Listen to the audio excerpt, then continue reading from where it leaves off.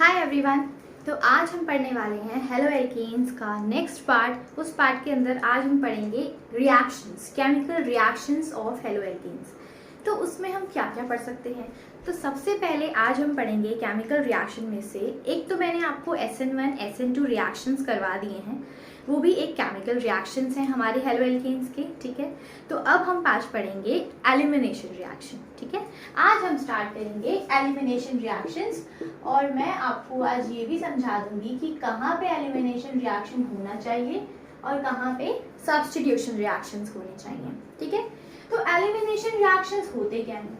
सबसे पहली बात, एलिमिनेशन रिएक्शन से मुझे एक बात बड़े अच्छे से समझ में आ रही है कि कोई ना कोई स्मॉल मॉलिक्यूल मेरे कंपाउंड में से एलिमिनेट होगा। सो देयर इज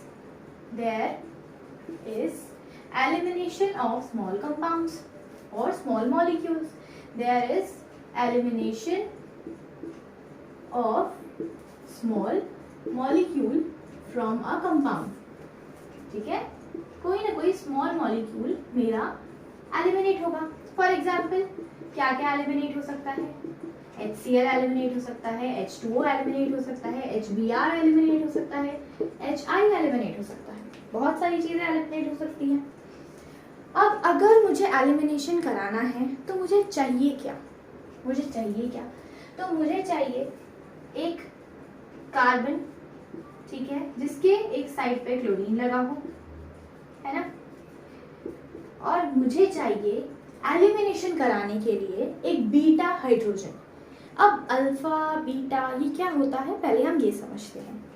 जिस कार्बन से क्लोरीन अटैच होता है उस कार्बन को कहते हैं अल्फा कार्बन, और उसके साथ वाले कार्बन को, उसका जो नेक्स्ट कार्बन है उसको कहते हैं हम बीटा कार्बन। ये है हमारा बीटा कार्बन, ये है अल्फा कार्बन और ये है बीटा कार्बन। ठीक है, अगर बीटा कार्बन पे हाइड्रोजन लगे हो तो ही एलिमिनेशन रिएक्शन होगा, नहीं तो नहीं होगा। ठीक है, क्योंकि एलिमिनेशन रिएक्शन के लिए मेरा कोई स्मॉल मॉलिक्यूल तो निकलना चाहिए ना। For example HCl, water, HBr, HI kind of, है ना।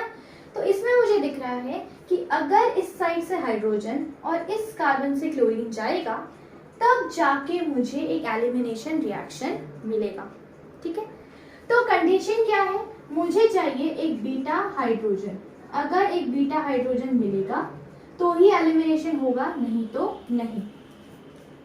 मुझे एक चाहिए beta hydrogen, there must be availability of beta hydrogen. ठीक है, पहली कंडीशन, अगर एलिमिनेशन रिएक्शन होगा तो मुझे कोई स्मॉल मॉलिक्यूल निकलता हुआ नजर आएगा। ठीक है, हम पढ़ते हैं एंट्रोपी। एंट्रोपी में होता क्या है कि जितने भी स्मॉल मॉलिक्यूल्स निकलते हैं, जैसे कि सारे लिक्विड कंपाउंड्स हैं, है ना, लिक्विड मॉलिक्यूल्स हैं, तो इनमें क्या होता है, जितनी ज्यादा एंट्रोपी, मतलब एंट्रोपी सबसे ज्यादा किसकी होती है, रेंडमनेस। किसकी सबसे ज्यादा रेंडमनेस होती है, वो होती है सबसे ज्यादा गैस की। गैस फटाफट निकलना चाहती है, उसके बाद लिक्विड और सॉलिड तो काफी हद तक नहीं निकलते। क्यों, क्योंकि वो अपने क्रिस्टल लैटिस के अंदर पैक्ड होते हैं। ठीक है, लेकिन इसके अंदर क्या है कि HCl लिक्विड है, HCl गैस है, वाटर लिक्विड है। ठीक है, ऐसे ही हमें एक्चुअली एक आइडिया मिल जाता है कि लिक्विड और गैसेस फटाफट निकल जाते हैं रिएक्शन में से, क्योंकि ये नेचर कहता है। गैसेस बहुत सारी, पूरे एटमॉस्फेयर में मिक्सचर ऑफ गैसेस घूम रही हैं, है ना। तो जो ज्यादा उसकी तरफ क्या हो जाता है, वो चीजें एक्चुअली चलती जाती हैं। क्यों, क्योंकि उसकी रैंडमनेस बहुत ज्यादा है, ये नेचर फॉलो करता है। एक क्लास के अंदर बहुत सारे बच्चे हैं, टीचर नहीं आती तो बच्चे आराम से हल्ला गुल्ला खेलते रहते हैं, है ना। तो वो खेलते रहते हैं तो ये रैंडमनेस है ना, लेकिन जैसे ही टीचर आती है उसकी रैंडमनेस खत्म हो जाती है उन बच्चों की। ओके, तो इसलिए रैंडमनेस किसमें ज्यादा होती है, सबसे ज्यादा गैसेस में, फिर लिक्विड्स में, फिर सॉलिड में। तो गैसेस बहुत जल्दी निकलने की कोशिश करती है, उसके बाद लिक्विड, उसके बाद सॉलिड। तो मुझे पता है कि मॉलिक्यूल्स कौन से निकलेंगे, जो खासकर गैसेस होंगे या लिक्विड होंगे, वो आराम से निकल जाएंगे।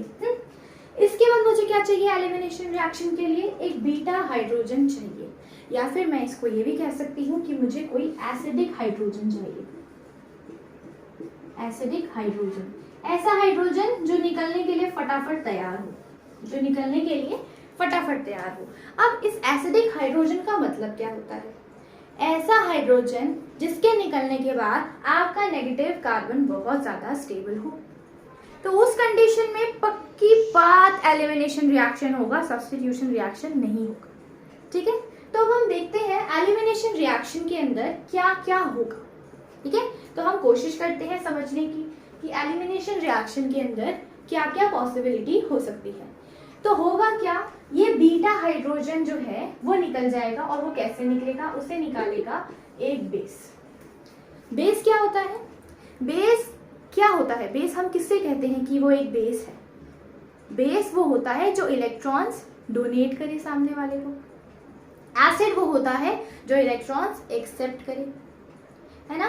तो ये बेस क्या करेगा, इलेक्ट्रॉन इसको डोनेट करेगा। जब ये इसको इलेक्ट्रॉन डोनेट करेगा तो क्या होगा, हाइड्रोजन अपना बॉन्ड छोड़कर आ जाएगा। हाइड्रोजन अपना बॉन्ड छोड़कर आएगा तो होगा क्या, इस कार्बन के ऊपर कौन सा चार्ज आएगा, नेगेटिव चार्ज। क्यों, क्योंकि हाइड्रोजन ने इसे अपना बॉन्ड दे दिया। तो होगा क्या, कार्बन के ऊपर आएगा नेगेटिव, और यहाँ पे हाइड्रोजन, ये कार्बन, ये क्लोरीन, ये हाइड्रोजन और ये हाइड्रोजन। ठीक है, अब ये जो नेगेटिव है ये देखा जाए इतना स्टेबल तो नहीं है, तो ये नेगेटिव क्या करने की कोशिश करेगा, ये नेगेटिव क्या करेगा, इस कार्बन के साथ डबल बॉन्ड बनाएगा और chlorine as a leaving group निकल जाएगा। तो हमें कैसे पता कि कोई भी चीज एज अ लिविंग ग्रुप कैसे निकल सकती है। तो लिविंग ग्रुप होता क्या है, अगर मैं बोलूँ तुम्हें क्लास में से एक टीचर ने क्लास से निकाल दिया, ठीक है, तो तुम अगर शरारती बच्चे हो तो तुम क्या करोगे, क्लास से निकलने के बाद बड़े खुश हो जाओगे कि भाई अब तो मैं कहीं पे भी जाऊंगा, घूमेंगे, हम फुटबॉल खेल सकते हैं, कुछ भी खेल सकते हैं। लेकिन जो पढ़ने वाला बच्चा होगा उसको टीचर ने क्लास के बाहर निकाल दिया तो वो एज अ लिविंग ग्रुप ज़्यादा स्टेबल तो नहीं होगा। तो लिविंग ग्रुप वो होता है जो निकलने के बाद स्टेबल हो जाए, और जो निकलने के बाद स्टेबल नहीं रहता वो एक अच्छा लिविंग ग्रुप नहीं होता। ठीक है, तो अगर मैं क्लोरीन को कह रही हूँ कि एक अच्छा लिविंग ग्रुप है, तो क्लोरीन एक अच्छा लिविंग ग्रुप क्यों है, क्योंकि जब क्लोरीन नेगेटिव लेके जाएगा, ऑफ कोर्स क्लोरीन एक इलेक्ट्रोनेगेटिव एलिमेंट है, जब ये वाला कार्बन इस कार्बन के साथ डबल बॉन्ड बनाएगा तो ये क्लोरीन ये बॉन्ड लेके चला जाएगा, तो क्लोरीन के पास क्या आएगा, नेगेटिव। अब Cl नेगेटिव एक अच्छा लिविंग ग्रुप है, क्यों, क्योंकि क्लोरीन के पास काफी सारे शेल्स हैं जिसके अंदर वो एक एक्स्ट्रा इलेक्ट्रॉन को आराम से रख सकता है, और इसकी इलेक्ट्रॉन गेन एंथैल्पी भी बहुत ज्यादा होती है। क्यों, क्योंकि इसके पास स्पेस है, और जब एक्स्ट्रा इलेक्ट्रॉन ये रखेगा तो ये इलेक्ट्रॉन्स के बीच में कोई इलेक्ट्रॉनिक रिपल्जन नहीं होगा और ये स्टेबल बन जाएगा। इसीलिए Cl नेगेटिव आराम से रिएक्शन में निकल जाता है। ठीक है, तो अब देखते हैं, ये तो समझ में आया कि एलिमिनेशन रिएक्शन होगा कैसे। ठीक है, अब एलिमिनेशन रिएक्शन के अंदर ना बहुत तरीके से डबल बॉन्ड बन सकते हैं, तो अब हम उसे चेक करेंगे कि हमें कौन सा डबल बॉन्ड बनाना है, कौन सा नहीं बनाना।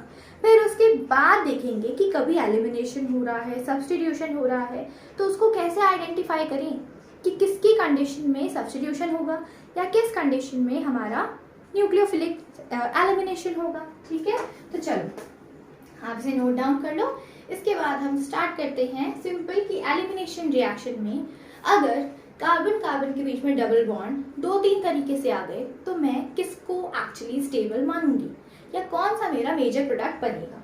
ठीक है, तो चलो अब देखते हैं कि कौन सा एल्कीन जो है वो मेजर प्रोडक्ट बनेगा। अगर मैंने ले लिया ये कार्बन, यहाँ पे हाइड्रोजन, ये ले लिया मिथाइल, और यहाँ पे ले लिया हाइड्रोजन, ये ले लिया Cl, और यहाँ पे ले लिया CH3। ठीक है, चलो अब देखते हैं, यहाँ पे ले लेते हैं मिथाइल। अब चेक करते हैं, अब मैंने यहाँ पे क्या डाला, एक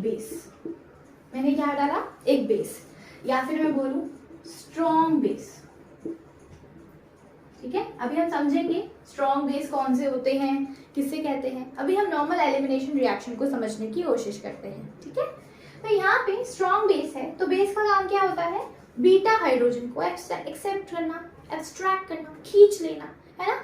क्योंकि बेस क्या है, इलेक्ट्रॉन डोनर। बेस क्या होते हैं, जो इलेक्ट्रॉन्स को डोनेट करते हैं, इलेक्ट्रॉन्स डोनेटर। ठीक है, ये इलेक्ट्रॉन्स को क्या करते हैं, डोनेट करते हैं। ठीक है, तो इलेक्ट्रॉन है इसके पास। अब हम चेक करेंगे ये कार्बन जिसपे क्लोरीन लगा है, ये अल्फा कार्बन, इसके साथ में ये बीटा कार्बन और इसके ऑपोजिट साइड में भी क्या है, बीटा कार्बन। ठीक है, अब यहाँ पे बीटा हमारे पास दो दो हैं, तो होगा क्या, कंपटीशन कि कौन जीतेगा भाई, है ना। तो हम दोनों पॉसिबिलिटी देखते हैं। यहाँ पे मैंने लिख दिया CH2 हाइड्रोजन, और यहाँ पे ये हाइड्रोजन को मैं उल्टा लिखूंगी, क्यों, क्योंकि ये एंटी एलिमिनेशन की तरह होता है। अगर मुझे एलिमिनेशन कराना है तो मुझे एंटी एलिमिनेशन कराना पड़ेगा, ये बात याद रखना। यहाँ पे होता है एंटी एलिमिनेशन। एलिमिनेशन हाइड्रोजन और Cl एक दूसरे के एंटी होने चाहिए, should be anti to each other, should be anti, एक दूसरे के ऑपोजिट होनी चाहिए। अगर एक दूसरे के सेम होंगे तो हाँ एलिमिनेशन की पॉसिबिलिटी नहीं हो पाती। क्यों, क्योंकि एक जगह से अगर मैं हाइड्रोजन को ऊपर से खींच रही हूँ, तो उसके ठीक ऑपोजिट से क्लोरीन निकल के जाएगा, क्योंकि दोनों एक साइड से नहीं निकल सकते। पहले हाइड्रोजन निकलता है फिर क्लोरीन निकलता है, ठीक है। तो इसलिए ये दोनों एक दूसरे के एंटी होने चाहिए। अभी हम देखेंगे क्या क्या हो सकता है। अब देखो यहाँ पे ये क्लोरीन, ये हाइड्रोजन, ये क्लोरीन, ये हाइड्रोजन, तो पॉसिबिलिटी दो दो है, तो हम दोनों एलिमिनेशन कराते हैं। बेस इस हाइड्रोजन को भी लेके जा सकता है, बेस इस हाइड्रोजन को भी लेके जा सकता है। तो ये हो गया फर्स्ट पार्ट, ये हो गया सेकंड पार्ट। तो मैं फर्स्ट और सेकंड दोनों को बनाऊंगी। देखते हैं क्या क्या बनेगा। ये बनेगा कार्बन, यहाँ पे डबल बॉन्ड और ये Cl यहाँ से निकल जाएगा, डबल बॉन्ड CH2 और यहाँ पे CH CH3 और ये बन गया CH3। ठीक है, कंप्लीट। अब यहाँ पे देखते हैं, यहाँ पे हुआ C, यहाँ पे आएगा डबल बॉन्ड बीच में, ये बना हाइड्रोजन, ये बना CH3 और ये बना CH3 और ये बना CH3। ठीक है, ये बन गया हमारे दो प्रोडक्ट्स। ठीक है, अब हम इन दो प्रोडक्ट्स के बीच में से चेक करेंगे कि कौन सा प्रोडक्ट ज्यादा स्टेबल है या कौन सा प्रोडक्ट लेस स्टेबल है। तो हम डबल बॉन्ड्स की स्टेबिलिटी को कैसे चेक करते हैं। अगर मुझे एल्कीन की स्टेबिलिटी चेक करनी है तो मैं स्टेबिलिटी कैसे चेक कर सकती हूँ कि मैं उस कार्बन के अल्फा कार्बन, मतलब ये जो एल्कीन का कार्बन है इसके नेक्स्ट वाला कार्बन अल्फा, इसके नेक्स्ट वाला कार्बन अल्फा, इसके नेक्स्ट वाला कार्बन अल्फा। तो हम चेक करते हैं इसके पास कितने अल्फा हाइड्रोजन हैं। जितने ज्यादा अल्फा हाइड्रोजन होंगे उतना ही ज्यादा आपका एल्कीन स्टेबल होगा, उतना ही ज्यादा एल्कीन स्टेबल होगा। तो 99% ऑफ द केसेस में मुझे एल्कीन की स्टेबिलिटी चेक करनी होती है। 1% केस ऐसा आता है जिस केस के अंदर मुझे ऐसा एल्कीन मिलता है जहाँ पे वो एल्कीन ज्यादा स्टेबल नहीं होता। तो हम चेक करते हैं कि हमारे किस एल्कीन के पास ज्यादा अल्फा हाइड्रोजन हैं। ओके, यहाँ पे देखो ये जो डबल बॉन्ड है इस कार्बन के पास नेक्स्ट कार्बन है, ये अल्फा कार्बन हो गया, और इस अल्फा कार्बन पे सिर्फ एक हाइड्रोजन है, मतलब 1 अल्फा। और इस कार्बन के पास तो नेक्स्ट कोई कार्बन ही नहीं है, तो कोई अल्फा कार्बन मेरे पास प्रेजेंट ही नहीं है, तो अल्फा हाइड्रोजन कहाँ से आएगा। ओके, तो इसके पास मतलब एक ही अल्फा हाइड्रोजन है, ये मतलब ये तो बहुत ही माइनर प्रोडक्ट बनेगा, बहुत ही माइनर, है ना, बहुत ही कम, क्योंकि मेरा एल्कीन स्टेबल ही नहीं है, एल्कीन बिल्कुल स्टेबल ही नहीं है ना। यहाँ पे देखो, यहाँ पे ये जो कार्बन है इसके नेक्स्ट में ये अल्फा कार्बन, ये कार्बन इसके नेक्स्ट में ये अल्फा, ये कार्बन इसके नेक्स्ट में अल्फा, तो यहाँ से 3, यहाँ से 3 हाइड्रोजन, यहाँ से 3 हाइड्रोजन, टोटल मेरे पास 9 अल्फा हाइड्रोजन्स हैं जो मेरे एल्कीन को स्टेबल बना रहे हैं। टोटल मेरे पास 9 अल्फा हाइड्रोजन है, तो ये प्रोडक्ट क्या बना, मेजर प्रोडक्ट। अब मैं बात करती हूँ रूल्स की। हमें रूल्स को रटना नहीं होता, हमें समझना होता है कि एक्चुअली वो रूल किस बेसिस पे आया हमारे पास। यहाँ पे ये जो एल्कीन है ये हाईली सब्स्टिट्यूटेड एल्कीन है। हाईली सब्स्टिट्यूटेड का मतलब होता है ऐसा एल्कीन जिस कार्बन के पास बहुत सारे मिथाइल ग्रुप लगे हों, तो हम उसे कहते हैं वो हाईली सब्स्टिट्यूटेड एल्कीन है। तो यहीं से आते हैं दो रूल्स, एक होता है सेटजेफ रूल, एक होता है हॉफमैन रूल। ठीक है, तो अगर मैं इन दोनों में किसी एक को कह सकती हूँ, एक सेटजेफ प्रोडक्ट तो एक होगा हॉफमैन प्रोडक्ट। ठीक है, सेटजेफ रूल क्या कहता है, ये रूल कहता है the alkene which has highly substitution with the methyl or which is highly substituted is highly stable. The alkene which is highly substituted is highly stable according to Seitzev rule, and the alkene which is less substituted is actually very weak alkene, or I can say that is less stable alkene, and which is we known as Hofmann product. Okay, Saytzeff rule के according दुनिया में 99% of the cases में best alkene बनता है which is stable alkene, क्योंकि हर इंसान अपनी stability चाहता है, तो ये भी अपनी एक स्टेबिलिटी चाहेगा, इसलिए ये ज़्यादा स्टेबल बनता है और ये कम स्टेबल बनता है, क्योंकि यहाँ पे मेरे पास ऐसे अल्फा हाइड्रोजन्स ही नहीं है, ऐसे अल्फा ग्रुप्स ही नहीं है जो हेल्प कर सकें एल्कीन्स की, ताकि कभी ना कभी एल्कीन है, पाई इलेक्ट्रॉन्स हैं, जितने ज़्यादा आपके पाई इलेक्ट्रॉन्स हर जगह पे घूम सकते हैं आराम से, वो उतने ज़्यादा स्टेबल होंगे। यहाँ पे वो 9 टाइम्स घूम सकते हैं, यहाँ पे वो सिंगल 1 टाइम घूम सकते हैं, तो कहाँ ज़्यादा स्टेबिलिटी हुई, इस वाले एल्कीन पे, तो इसी को कहते हैं सेडसेफ प्रोडक्ट। सो सेडसेफ रूल क्या होता है, the alkene which is highly substituted is highly stable, which is our Saidzev rule. According to Saidzev, the alkene is highly stable, which is highly substituted, and the alkene, the Hofmann product, is actually the alkene which is lesser substituted and unstable. Okay? तो हमें पता होना चाहिए कि actually मैंने बोला 99% of the cases में तो यही बनेगा, तो ऐसे कौन से 1% केसेस हैं जिसमें ये प्रोडक्ट बनेगा, वो केसेस कब होंगे वो डिपेंड करेगा आपके बेस पे। ठीक है, मैं बोल रही हूँ यहाँ पे डबल बॉन्ड बनेगा, ये कार्बन का हाइड्रोजन जो है हमारा बेस वो एब्स्ट्रैक्ट करेगा, तब जाके ये हॉफमैन प्रोडक्ट बनेगा। इसे क्या कहेंगे, हॉफमैन प्रोडक्ट, इसे कहेंगे हॉफमैन प्रोडक्ट, और इसे कहेंगे सेडजेफ प्रोडक्ट, सेडजेफ प्रोडक्ट। ठीक है, तो ये है हॉफमैन और ये है सेडजेफ। सेडजेफ बहुत सारी कंडीशन में बनेगा, लेकिन ये वाला प्रोडक्ट किस कंडीशन में बनेगा, ये प्रोडक्ट बहुत ही इंपॉर्टेंट केस है जब आपके पास बहुत ही ज्यादा बल्की बेस आएगा, ऐसा बेस जो यहाँ से बीच के कार्बन से उठ के हाइड्रोजन नहीं ले सकता, तो वो कोने वाले हाइड्रोजन को लेकर जाएगा, और इसका बेस्ट एग्जांपल है एलडीए। एलडीए एक ऐसा बेस होता है, लिथियम डाई आइसोप्रोपाइल, ये ऐसा बेस है, एलडीए एक ऐसा बेस है जो हमेशा हॉफमैन प्रोडक्ट बनाता है। क्यों? क्योंकि ये बहुत ही ज्यादा बल्की बेस है। इस बल्की बेस के होने की वजह से हमें हमेशा मोस्ट ऑफ द टाइम हमें हॉफमैन प्रोडक्ट मिलता है।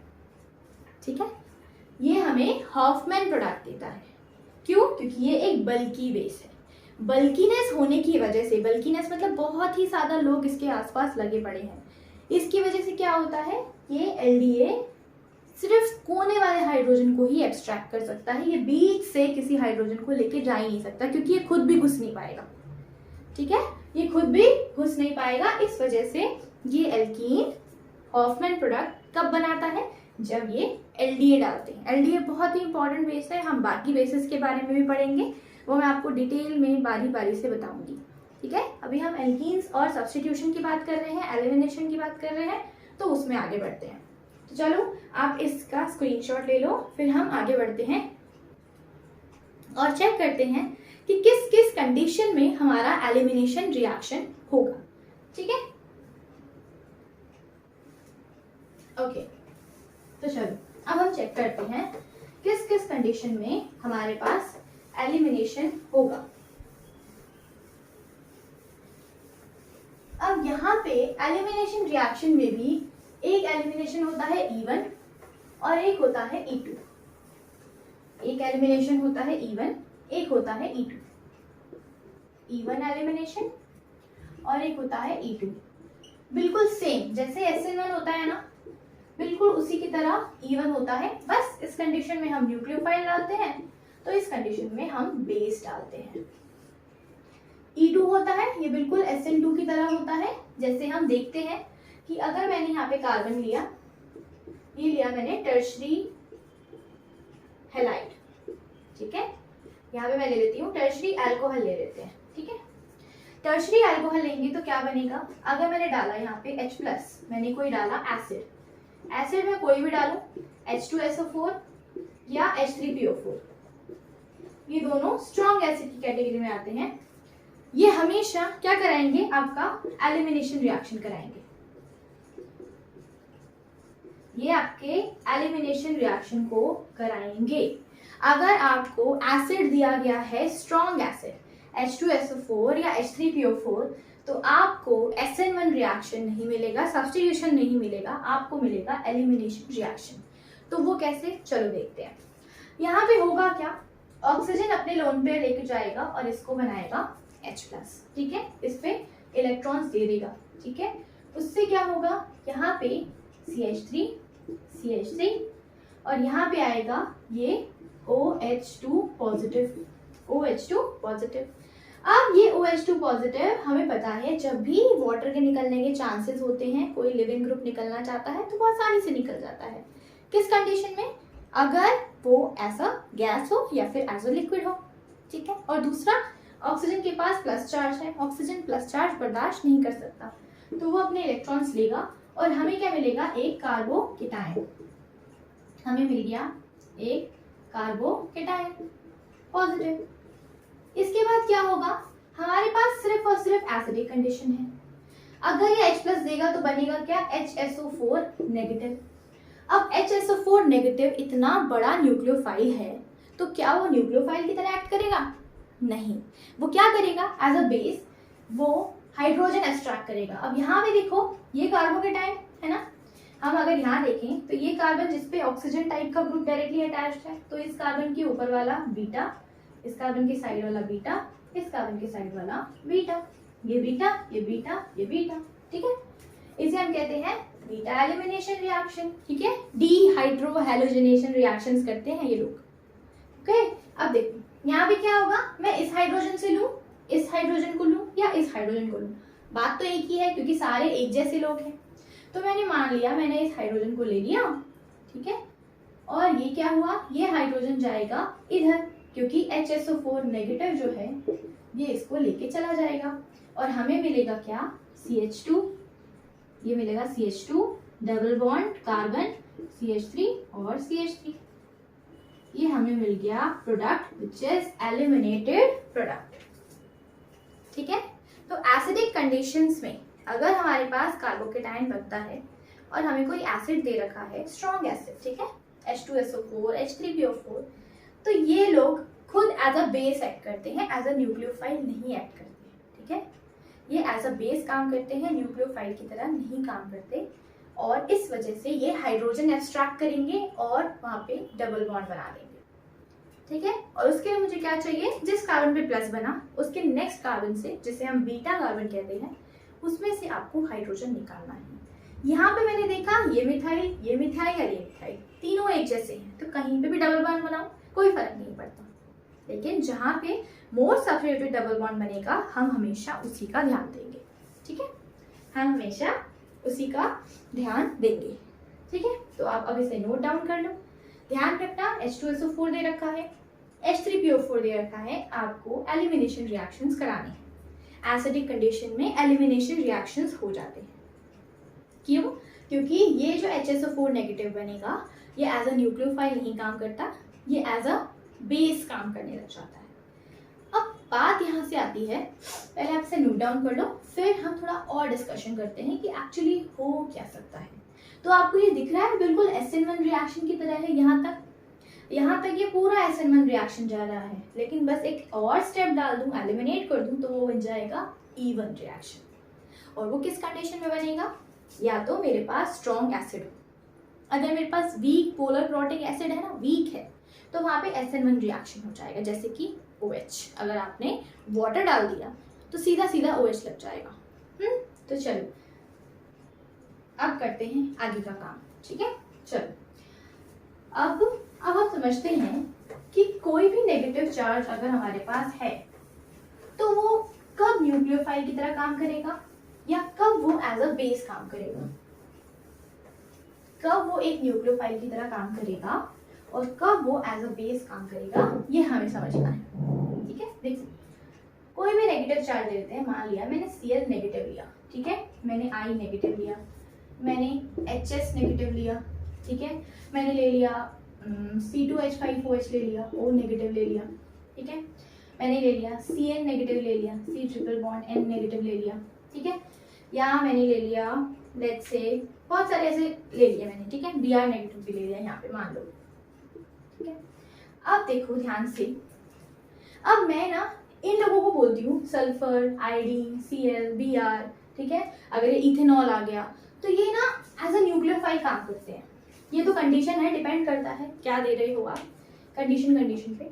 लेकिन अगर आपने इन सबको डाला ना तो ये सब न्यूक्लियोफाइल की तरह काम करते हैं। अब ऐसा क्यों?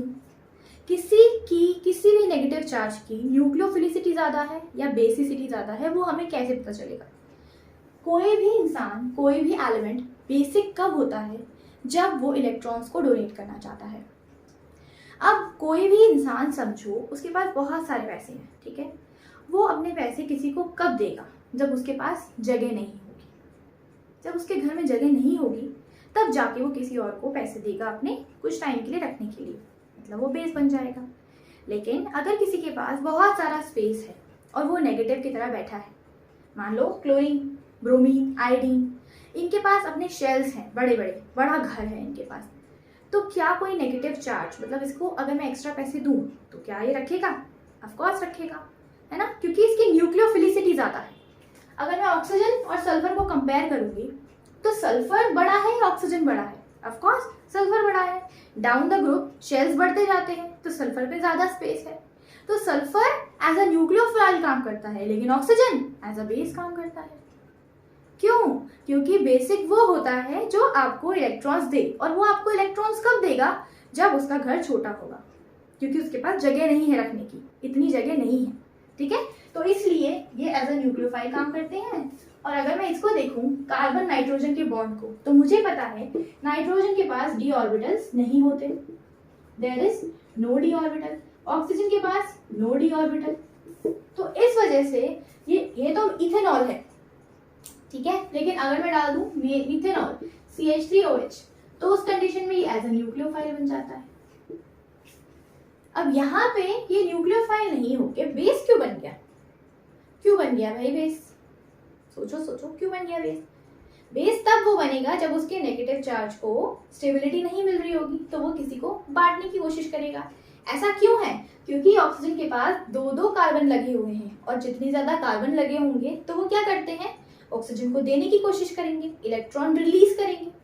तो उस कंडीशन में ये बेस की तरह काम करेगा, न्यूक्लियोफाइल की तरह काम तो नहीं करेगा, क्योंकि उसके पास ऑलरेडी बहुत पैसे हैं, तो वो सामने वाले को दे सकता है। तो जब वो पैसे दे सकता है तो वो बेस, जब वो पैसे नहीं दे सकता तब वो न्यूक्लियोफाइल। ठीक, तो इस कंडीशन में नाइट्रोजन बहुत छोटा है, नाइट्रोजन पे नेगेटिव आ गया, तो उस कंडीशन में ये एज अ कैसा काम करेगा? एल्कोहलिक कंडीशंस में कैसा काम करेगा? ये ऐसा काम करेगा कि ये बेस की तरह काम करेगा, सामने वाले से हाइड्रोजन ले लेगा, खुद नहीं अटैक करेगा, जाके हाइड्रोजन ले लेगा अगर मैं इसको अल्कोहलिक की कंडीशन में डालूंगी, ठीक है। तो ये एज अ बेस काम करेगा। सब्स्टिट्यूशन रिएक्शन ये भी करता है सब्स्टिट्यूशन रिएक्शन, ठीक है। अब ये भी कंडीशन आएगी किस जगह पे ये सब्स्टिट्यूशन करेगा या किस जगह पे ये एलिमिनेशन रिएक्शन करेगा। तो एलिमिनेशन के लिए दो चीजें चाहिए मुझे बहुत जरूरी। एक तो मेरा बेस अच्छा होना चाहिए, तो पहले तो मैं ये पहचान लूं कि कौन न्यूक्लियोफाइल की तरह काम कर रहा है और कौन बेस की तरह काम कर रहा है। चलो वो तो हमें समझ में आ गया। इसके अलावा मुझे चेक करना पड़ेगा कि मेरा एल्कीन कितना स्टेबल बन रहा है। मान लो ये बेस की तरह काम भी कर रहा है, लेकिन वहां पे अगर एल्कीन की पॉसिबिलिटी ही नहीं है तो एल्कीन कहाँ बनेगा? सब्स्टिट्यूशन रिएक्शन हो जाएगा। जैसे कि अगर मैं ले लूं यहाँ पे मिथाइल CH3OH या CH3Cl ले लिया और मैंने यहाँ पे डाल दिया Cn नेगेटिव। अब मुझे बताओ, अगर ये मैंने Cn नेगेटिव डाला है तो क्या ये Cn नेगेटिव यहाँ पे कोई एल्कीन बना सकता है? नहीं बना सकता। क्यों? क्योंकि इस कार्बन के पास जिस कार्बन से क्लोरीन अटैच्ड है वो अल्फा है, इसके साइड में कोई बीटा तो है ही नहीं। तो एलिमिनेशन रिएक्शन के लिए मुझे बीटा तो हाइड्रोजन चाहिए ही चाहिए। तो इस कंडीशन में ये क्या करेगा? ये सीधा CH3Cn बना के सब्स्टिट्यूशन रिएक्शन कर देगा, SN2 रिएक्शन, सब्स्टिट्यूशन रिएक्शन कर देगा। क्यों? क्योंकि सब्स्टिट्यूशन रिएक्शन तब होगा जहां पे एलिमिनेशन की कंडीशन ही नहीं बन रही। एलिमिनेशन के लिए मुझे बीटा हाइड्रोजन चाहिए, एलिमिनेशन के लिए मुझे स्ट्रॉन्ग बेस चाहिए, एलिमिनेशन के लिए मेरा एल्कीन स्टेबल होना चाहिए। तो ये तीन चीजें अगर आपको याद रहेंगी तो आप एलिमिनेशन और सब्स्टिट्यूशन आराम से कर पाओगे। ओके, तो एलिमिनेशन के लिए मुझे क्या क्या चाहिए? मुझे एक बीटा हाइड्रोजन चाहिए। दूसरा, मेरा एल्कीन स्टेबल बनना चाहिए। तीसरा, मेरे पास एक स्ट्रॉन्ग बेस होना चाहिए, न्यूक्लियोफाइल नहीं होना चाहिए। ठीक है, और चौथा अभी हम आगे देखेंगे। ठीक है, तो चलो ये क्लियर हुआ कि कौन न्यूक्लियोफाइल की तरह काम कर रहा है या कौन बेस की तरह। बेस की तरह वो काम करेगा जिसके घर में जगह नहीं है और वो आपको इलेक्ट्रॉन दे सकता है। न्यूक्लियोफाइल ऐसा काम करेगा कि उसके घर में बहुत सारी जगह है, तो वो नेगेटिव किसी भी एक्स्ट्रा इलेक्ट्रॉन को आराम से बिठा सकता है, इसलिए वो न्यूक्लियोफाइल की तरह काम करेगा और सब्स्टिट्यूशन रिएक्शन दिखाएगा। ठीक है, तो ये सारे सब्स्टिट्यूशन रिएक्शन दिखाएंगे, मतलब कि ये जो है ये दिखाएगा एलिमिनेशन रिएक्शन, इंस्टेड आपके पास एल्कीन हो बनने के चांसेस हो। ठीक है, इसको देखते हैं अब आगे। ठीक है, चलो अब हम देखते हैं और कौन सी कंडीशन है जिसमें मुझे एलिमिनेशन रिएक्शन मिल सकता है। तो अगर मैं डाल दूं एक पोलर प्रोटेक सॉल्वेंट, जैसे मैंने डाल दिया मान लो मेरे पास है कार्बन CH3 CH3 CH3, ठीक है, और यहाँ पे मेरे पास है Cl। ठीक है, यहाँ पे मैंने डाला वाटर। अगर मैं वाटर डालूंगी तो वाटर की वजह से क्या हो जाएगा, H+ और OH नेगेटिव। तो OH नेगेटिव क्या करेगा, इस कार्बन पे अटैक करेगा, ऑपोजिट साइड से या सेम साइड से, दोनों साइड से। हमने पढ़ा है SN1 रिएक्शन। ये है एक पोलर प्रोटेक सॉल्वेंट, ये है एक पोलर प्रोटेक सॉल्वेंट। ठीक है, तो उस कंडीशन में क्या हो जाएगा, OH नेगेटिव जाएगा, Cl बाहर, और मुझे मिल जाएगा HCl। ठीक है, और फिर क्या होगा, यहाँ पे मिलेगा मुझे C CH3 CH3 CH3 और OH। अगर मैं इसके साथ डाल दूं हाई टेम्परेचर, अगर मैं इसके साथ डाल दूं हाई टेम्परेचर, या मैंने दिखा दिया आपको हीटिंग, तो उस कंडीशन में क्या हो जाएगा, अगर मैंने यहाँ पे दिखा दिया हीटिंग तो हो जाएगा एलिमिनेशन रिएक्शन। एलिमिनेशन रिएक्शन तब तक होते हैं जब आपको हाई टेम्परेचर मिलता है। एलिमिनेशन रिएक्शन कब होंगे, इनको चाहिए होती है हाई एनर्जी, बहुत हाई एनर्जी, क्योंकि अगर किसी के बॉन्ड को तोड़ना है, सिंपल सी बात है, जहां पे बॉन्ड तोड़ना होता है वहां पे एनर्जी ज्यादा लगानी पड़ती है, जहां पे बॉन्ड को जोड़ना होता है वहां पे एनर्जी निकलती है। यहाँ पे मुझे बॉन्ड को तोड़ना पड़ेगा तो मुझे हीटिंग देनी पड़ेगी, हाई टेम्परेचर, एंडोथर्मिक रिएक्शन। ठीक है, तो एलिमिनेशन रिएक्शन के लिए पहले तो ये सब्स्टिट्यूशन हो गया, नॉर्मल SN1 रिएक्शन, लेकिन अगर आपने पोलर प्रोटेक सॉल्वेंट के साथ हीटिंग भी दे दी तो उस कंडीशन में क्या हो जाएगा, आपको मिलेगा एलिमिनेशन रिएक्शन। क्यों, क्योंकि ये एंडोथर्मिक रिएक्शन है। इसमें क्या होगा, मुझे एक हाई एनर्जी देनी पड़ेगी, और हाई एनर्जी मतलब टेम्परेचर। क्या होगा, फिर से ये बना CH2, ये हाइड्रोजन, हाइड्रोजन के साथ OH निकल गया, मुझे -H2O मिला, और मुझे मिल गया कार्बन के साथ डबल बॉन्ड CH2, और ये CH3 और ये CH3, मुझे मिल गया क्या, एक एल्कीन। तो एल्कीन की पॉसिबिलिटी या फोर्थ कंडीशन क्या हुई कि एल्कीन की पॉसिबिलिटी मुझे कब मिलेगी, जब मुझे हाई टेम्परेचर मिलेगा। या तो मुझे स्ट्रॉन्ग बेस दे दो, या तो मुझे बेस्ट एल्कीन बनाने को दे दो, या तो मुझे क्या दे दो, हाई टेम्परेचर दे दो, या मुझे स्ट्रॉन्ग एसिड दे दो। तो मुझे इन सब कंडीशन में क्या मिलेगा, क्या मिलेगा मुझे इन सब कंडीशन में, एलिमिनेशन रिएक्शन। तो समझ में एक बात तो बड़ी अच्छी समझ में आ रही होगी कि एलिमिनेशन रिएक्शंस के लिए मेरे लिए इंपॉर्टेंट क्या है कि मुझे एक हाई कॉन्सेंट्रेशन वाली चीजें चाहिए, बहुत स्ट्रॉन्ग चीजें चाहिए, क्योंकि ये रिएक्शन एंडोथर्मिक रिएक्शन है, मुझे एनर्जी देनी पड़ेगी। वो मैं किस किस टर्म्स में दूंगी वो डिपेंड करता है। टेम्परेचर लगा के दो, एक स्ट्रॉन्ग बेस को डाल दो, बहुत स्ट्रॉन्ग एसिड को डाल दो, तो उस कंडीशन में आपको एलिमिनेशन रिएक्शंस मिल सकते हैं। ठीक, चलो इसका मतलब टर्शरी में तो बहुत चांसेस हैं कि एलिमिनेशन रिएक्शन हो सकता है। ठीक है, टर्शरी में अगर आपको स्ट्रॉन्ग बेस डाल दिया तो एलिमिनेशन, स्ट्रॉन्ग एसिड डाल दिया तो एलिमिनेशन, बेस के साथ एक हीटिंग डाल दी तो एलिमिनेशन, ठीक है, या फिर हाई कॉन्सेंट्रेशन का आपने बेस ले लिया तो भी एलिमिनेशन रिएक्शन हो जाएगी। तो मतलब टर्शरी में तो एलिमिनेशन रिएक्शन बड़ी आसानी से हो जाएगी, लेकिन प्राइमरी में अगर मैं ले लूं कोई प्राइमरी कंपाउंड, जैसे कि मैंने लिया CH3Cl, तो ये प्राइमरी है। प्राइमरी अगर मैं इसमें पानी डालूंगी तो पानी तो डालूंगी तो क्या होगा, सिंपल SN2 टाइप का रिएक्शन होगा, और पानी तो डाल ही नहीं सकते क्योंकि ये पोलर एप्रोटिक सॉल्वेंट में होता है ना। तो मैं ले लेती हूँ, जैसे कि मैंने ले लिया कोई भी Cn नेगेटिव ले लेते हैं, KCN, ठीक है। मैंने ले लिया पोटेशियम साइनाइड, क्या होगा, सिंपल CH3 और Cn मिल जाएगा मुझे। तो अगर प्राइमरी हैलाइड है, अगर आपके पास प्राइमरी हैलाइड है, तो मोस्ट ऑफ द टाइम, मतलब मैं बोलूँ 99% ऑफ द केसेस में आपको सब्स्टिट्यूशन रिएक्शन मिलेगा। क्या मिलेगा आपको यहाँ पे, सब्स्टिट्यूशन रिएक्शन मिलेगा, सब्स्टिट्यूशन रिएक्शन मिलेगा, एलिमिनेशन रिएक्शन नहीं मिलेगा, ठीक है। एलिमिनेशन रिएक्शन कब मिल सकता है, SN1 की कंडीशन में, ठीक है। बहुत चांसेस है, डिपेंड, इसके साथ मुझे स्ट्रॉन्ग बेस दे दो, स्ट्रॉन्ग एसिड दे दो, या फिर वीक एसिड के साथ मुझे कोई हाई टेम्परेचर दे दो, ठीक है। तो उन सब कंडीशन में मुझे एलिमिनेशन रिएक्शन मिल जाएगा, ठीक है। तो चलो अब आगे सोचते हैं कि अगर SN2, अगर ये प्राइमरी हैलाइड है तो SN2 मिलेगा, सब्स्टिट्यूशन रिएक्शन। टर्शरी हैलाइड है तो उस कंडीशन में मुझे सब्स्टिट्यूशन भी मिल सकता है, एलिमिनेशन भी, लेकिन एलिमिनेशन ज्यादा मिल जाएगा अगर मुझे स्ट्रॉन्ग एसिड, स्ट्रॉन्ग बेस या हाई टेम्परेचर दे दे तो, ओके। अब हम देखते हैं सेकेंडरी के साथ क्या केस है। अगर मैंने सेकेंडरी हैलाइड ले लिया तो क्या क्या पॉसिबिलिटी हो सकती है, तो आप इसका स्क्रीनशॉट ले लो। फिर हम बढ़ते हैं आगे कि हम सेकेंडरी हैलाइड डाल दें तो उस कंडीशन में क्या क्या हो सकता है, ओके। तो चलो करते हैं अब सेकेंडरी हैलाइड के ऊपर काम। अगर मुझे सेकेंडरी हैलाइड मिल जाए तो उस कंडीशन में मेरे पास एलिमिनेशन रिएक्शन होगा या सब्स्टिट्यूशन, ये डिपेंड करता है। अगर मैंने ले लिया, ये मैंने ले लिया CH3 हाइड्रोजन और ये पॉजिटिव ले लेते हैं, ठीक है, या मैंने ले लेते हैं हैलाइड ही ले लेते हैं, चलो Cl, ठीक है। अब इस कंडीशन और इस कंडीशन दोनों में देखते हैं कहाँ पे एलिमिनेशन और कहाँ पे होगा सब्स्टिट्यूशन, ठीक है। यहाँ पे देखते हैं कब होगा सब्स्टिट्यूशन रिएक्शन, ठीक है। अब देखो दो कंडीशन है। अगर सब्स्टिट्यूशन रिएक्शन मुझे चाहिए, अगर मुझे इस केस में सब्स्टिट्यूशन रिएक्शन चाहिए तो मैं डालूंगी इसके अंदर एक्वस KOH,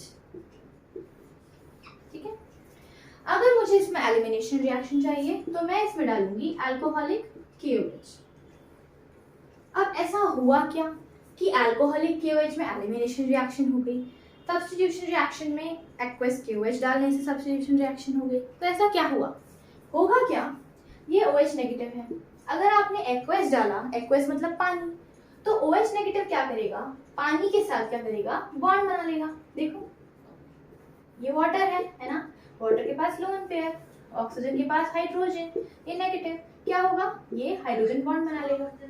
हाइड्रोजन बॉन्ड बनाने की वजह से क्या करेगा, ये सिर्फ सब्स्टिट्यूशन रिएक्शन करेगा। क्यों, क्योंकि ये स्ट्रॉन्ग ही नहीं बना, क्योंकि ये क्या कर रहा है, हाइड्रोजन बॉन्ड बना रहा है। हाइड्रोजन बॉन्ड बनाने की वजह से ये स्ट्रॉन्ग रहा ही नहीं, ये स्ट्रॉन्ग रहा ही नहीं कि ये एज अ बेस काम कर सके, तो ये एज अ न्यूक्लियोफाइल काम करेगा, ठीक है। लेकिन इस कंडीशन में क्या होगा, अगर मैं OH नेगेटिव लूंगी और मैं अल्कोहलिक कंडीशन डाल रही हूँ, तो मैंने डाल लिया है मान लो CH3OH, ठीक है। तो यहाँ पे ऑक्सीजन और हाइड्रोजन के बीच ये जो बॉन्ड बन रहा है, इसमें हमें दिख रहा है ये R ग्रुप, ये R ग्रुप भी इसके साथ बॉन्ड बना रहा है, ये R ग्रुप भी यहाँ पे इसके साथ बॉन्ड बना रहा है। इसे हम क्या कहते हैं, इसे हम कहते हैं एल्कोक्साइड। यहाँ पे मुझे क्या मिल रहा है, मुझे R ग्रुप के साथ ऑक्सीजन का बॉन्ड मिल रहा है, मुझे R ग्रुप के साथ ऑक्सीजन का बॉन्ड मिल रहा है, जिसकी वजह से ये एज अ बेस काम कर रहा है, एज अ बेस। अब ऐसा क्यों, क्योंकि ऑक्सीजन के साथ ऑलरेडी नेगेटिव चार्ज है, ऑक्सीजन किसी और को देना चाहता है, लेकिन अगर उसके पास R ग्रुप जैसे लोग आके लग गए, उसके पास R ग्रुप जैसे लोग आके चिपक गए, तो होगा क्या, R मिथाइल है, इलेक्ट्रॉन रिलीजिंग ग्रुप, तो इसको और इलेक्ट्रॉन्स देगा, इलेक्ट्रॉन्स देता जाएगा देता जाएगा देता जाएगा। उसकी वजह से क्या होगा, ये सामने वाले को डोनेट करने के लिए बैठा होगा, आराम से कैपेबल है, किसी को भी डोनेट कर सकता है, क्योंकि ये माला माल है, काफी पैसे हैं इसके पास, तो काफी सारे R ग्रुप लगे हैं, अल्कोहलिक कंडीशंस हैं, ठीक है।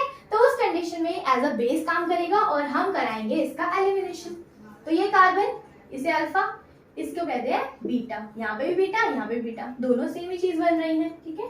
अब यहाँ पे हम कराएंगे एलिमिनेशन, तो हम करा देते हैं CH, यहाँ मैंने लगा दिया CH3, इसको मैं CH3 को इधर लगा देती हूँ, क्या फर्क पड़ता है, कुछ भी नहीं, है ना।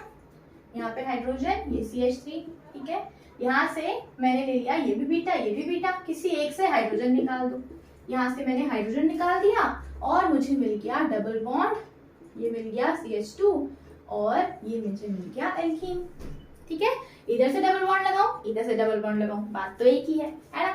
और यहाँ पे सब्स्टिट्यूशन रिएक्शन कराऊंगी एक्वस की OH से, तो OH नेगेटिव जाएगा और Cl को बाहर निकाल देगा। तो मुझे क्या मिलेगा, CH3 और ये CH, यहाँ पे मिल गया OH और ये मिल गया CH3, तो ये मुझे मिल गया सब्स्टिट्यूशन रिएक्शन। तो अगर मैंने एक्वस KOH डाला तो उस कंडीशन में क्या होगा, हाइड्रोजन बॉन्ड बन जाएगा और वो एज अ न्यूक्लियोफाइल काम करेगा, क्योंकि अब वो नेगेटिव आराम से संभाल सकता है ड्यू टू हाइड्रोजन बॉन्डिंग, ठीक है। लेकिन इस कंडीशन में क्या हुआ, ये एक एल्कोक्साइड बन गया। एल्कोक्साइड में क्या हो गया, OR नेगेटिव टाइप का ग्रुप, है ना। इस कंडीशन में क्या होगा, ऑक्सीजन ऑलरेडी नेगेटिव था, लेकिन और ज्यादा मिथाइल आ गए उसको नेगेटिव बनाने के लिए, तो और ऑक्सीजन के पास तो स्पेस ही नहीं है, जगह ही नहीं रखने के लिए, तो ऑक्सीजन एज अ बेस काम करने लग जाएगा और सामने वाले को डोनेट करेगा, ठीक है। तो इस कंडीशन में हमने देखा कि ये एलिमिनेशन रिएक्शन करेगा और इस कंडीशन में हमने देखा कि ये सब्स्टिट्यूशन रिएक्शन करेगा, ठीक है। अगर कंडीशन ऐसी हो गई एक्वस तो सब्स्टिट्यूशन, अल्कोहलिक तो एलिमिनेशन। आई होप आपको ये समझ में आ गया होगा, बहुत आसान सा कॉन्सेप्ट है, कोई ज्यादा बात नहीं है। तो चलो अब और कुछ भी देखते हैं कि और क्या पॉसिबिलिटी हो सकती है। अगर मैं एल्कोक्साइड को थोड़ा सा डिफरेंट डाल दूं तो होगा क्या, है ना। कब किस कंडीशन में वो सब्स्टिट्यूशन कर जाएगा, कब किस कंडीशन में वो एज अ बेस काम कर जाएगा, ठीक है। तो चलो अब देखते हैं इसके आगे क्या होगा। डन। चलो अब हम आगे देखते हैं कि अगर मैं सेकेंडरी को दोबारा ले लूं और उसके अंदर OR नेगेटिव टाइप के ग्रुप डाल दूं, जैसे अगर मैं एक स्ट्रॉन्ग बल्की बेस ले लूं। अगर कभी भी आपको बल्कीनेस ज्यादा दिखे, एक बात हमेशा ध्यान रखना, अगर मेरे पास कार्बन है, ये O नेगेटिव वाला ग्रुप है, इसके पास CH3 है, इसके पास CH3 है और इसके पास बहुत ज्यादा CH3 है, ठीक है। तो ये जो एल्कोक्साइड है ये बहुत ज्यादा बल्की है, ये बहुत ज्यादा बल्की है। इस कंडीशन में मुझे दिख रहा है इस ऑक्सीजन के पास इतने इलेक्ट्रॉन्स हैं कि ये सिर्फ बेस की तरह काम करेगा, ये एज अ न्यूक्लियोफाइल बन ही नहीं पाएगा। न्यूक्लियोफाइल के लिए क्या चाहिए, छोटा ग्रुप होना चाहिए कि वो जाके अटैक कर ले और लग जाए आराम से। अगर मैं बोलूं तुम्हारा घर ऑलरेडी छोटा सा, तुमने एक न्यूक्लियोफाइल को निकालना है, तुम किसी और को एंट्री दोगे तो वो ऑफकोर्स थोड़ा छोटा या थोड़ा बड़ा चलेगा ना, इतना बड़ा भारी भरकम थोड़ी चलेगा, वरना वो तो तुम्हें ही तुम्हारे घर से निकाल देगा, तो स्टेबिलिटी ही नहीं मिलेगी। और हम रिएक्शन क्यों करते हैं, ताकि हम स्टेबल हो पाए, है ना। हम रिएक्शन क्यों करते हैं, ताकि हम स्टेबिलिटी गेन कर पाए, जो कि अगर हमें नहीं मिलेगी तो फिर फायदा ही क्या है रिएक्शन करने का, है ना। इसलिए तो यहाँ पे देखो ये एक बड़ा सा एल्कोक्साइड है जो बल्की है, तो ये हमेशा एज अ बेस काम करेगा। अगर मैं डाल दूं यहाँ पे टर्शरी हैलाइड, अगर मैं यहाँ पे डाल दूं टर्शरी हैलाइड, ठीक है, और इसके अंदर ये बेस डाल दूं, तो ये बेस सिर्फ हाइड्रोजन एक्सट्रैक्ट करेगा और कोई काम नहीं करेगा, ये सिर्फ हाइड्रोजन एक्सट्रैक्ट करेगा इस वाले का, ठीक है। और Cl को निकाल के मुझे क्या मिलेगा, -HCl, और मुझे यहाँ पे ये OH एक्सट्रैक्ट करेगा और मुझे मिल जाएगा कार्बन के ऊपर CH2 डबल बॉन्ड CH3 और ये CH3, सिर्फ और सिर्फ एल्कीन, सिर्फ और सिर्फ एल्कीन, ओके। क्योंकि ये एज अ बल्की बेस बन चुका है, ये एक बल्की बेस बन चुका है, ठीक है। लेकिन अगर मैंने इसी की जगह क्या डाल दिया, CO नेगेटिव, और ये बन गया सिर्फ OCH3, तो इस कार्बन के पास तो 3 हाइड्रोजन है, छोटे छोटे छोटे छोटे, है ना। तो ये O negative as a nucleophile काम करने लग जाएगा। क्यों, क्योंकि ये नेगेटिव जो है वो इतना स्टेबल अभी नहीं हुआ है। यहाँ पे ये जो नेगेटिव है ना, इसके पास जगह तो है ही नहीं, ऑलरेडी जगह तो है ही नहीं, ठीक है। लेकिन इसके पास सिर्फ एक ही मिथाइल लगा है, सिर्फ एक ही मिथाइल, इसके पास सिर्फ और सिर्फ एक ही मिथाइल लगा है, तो ये एज अ न्यूक्लियोफाइल काम कर सकता है। मतलब इसके पास छोटी सी जगह है, उस छोटी सी जगह में सिर्फ एक मिथाइल है, तो इसको इतना डर तो है नहीं, तो ये सामने वाले को इलेक्ट्रॉन क्यों देगा, नहीं देगा।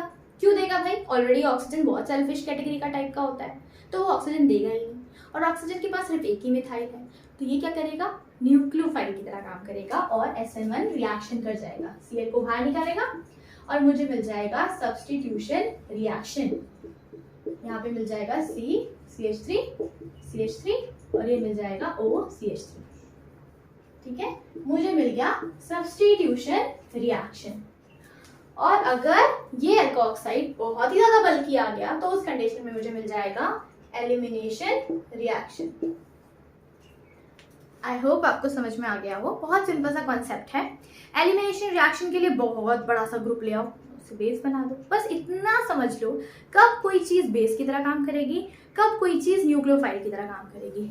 न्यूक्लियोफिलिक वो होते हैं जिनका घर ऑलरेडी बड़ा है, तो वो आराम से अपने इलेक्ट्रॉन्स को रख सकते हैं, तो वो आपको इलेक्ट्रॉन नहीं देंगे।